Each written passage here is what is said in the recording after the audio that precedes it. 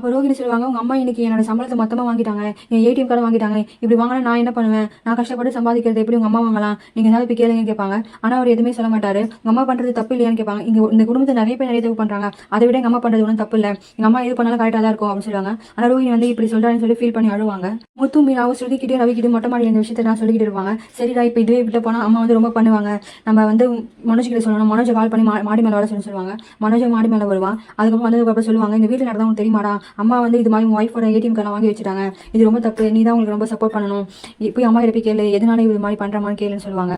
ஆனால் மனோஜ் சொல்லுவா, இல்லை அம்மா பண்ணா இது பண்ணால் கரெக்டாக தான் இருக்கும், நீங்களாம் எதுவும் தப்பு பண்ணி இருக்காதீங்க, தேவையில்லாம என் விஷயத்தை தலையிடாதீங்கன்னு சொல்லுவாங்க. ஏன்னா இப்படி பேசுறா, இந்த விஷயம் இப்போ வந்து நீ தான் ரோகிணிக்கு சப்போர்ட்டாக இருக்கணும், அவங்க ரொம்ப கஷ்டப்படுறாங்க, அவங்க தான் பணக்கார இல்லைன்னு சொல்லி முன்னாடி தெரியுமே, அப்போ தெரிஞ்சு அவங்க சப்போர்ட் பண்ண மாட்டாங்கன்னு கேட்பாங்க. ஆனால் முத்து சொல்லுவார், இல்லை எனக்கு இதே டவுட்டாக தான் இருக்குன்னு சொல்லுவாங்க. என்ன டவுட்னு கேட்பான். சரி இந்த பிரச்சனை விட்டுருங்க, அதாவது பிரச்சனை முடிஞ்சிச்சுல, இப்போதைக்கு ஏடிஎம் கார்டு விஷயத்தை மட்டும் பற்றி பேசுவோம், நீ அம்மா கிட்ட போய் சொல்லுடா, நீ சொன்னா அம்மா கேட்பாங்க. ஓ இப்போதான் எனக்கு புரியுது, நீங்கள் எனக்கும் அம்மாக்கும் நடுவில் சண்டை வரணும்னு நினைக்கிறீங்க, அதான உங்கள் வேலைன்னு கேட்பாங்க. முத்து உனக்கு இதே பிரச்சனை தான், நீ போய் அம்மா கிட்ட போய் சொல்லு, அப்படி இல்லைன்னா அப்பா கிட்டேயாவது சொல்லு, அப்பா சொன்னாவது அம்மா கேட்பாங்க அப்படின்னு சொல்லுவான். ஆனால் மனோஜ் வந்து யோசிக்கிட்டே இருப்பான்.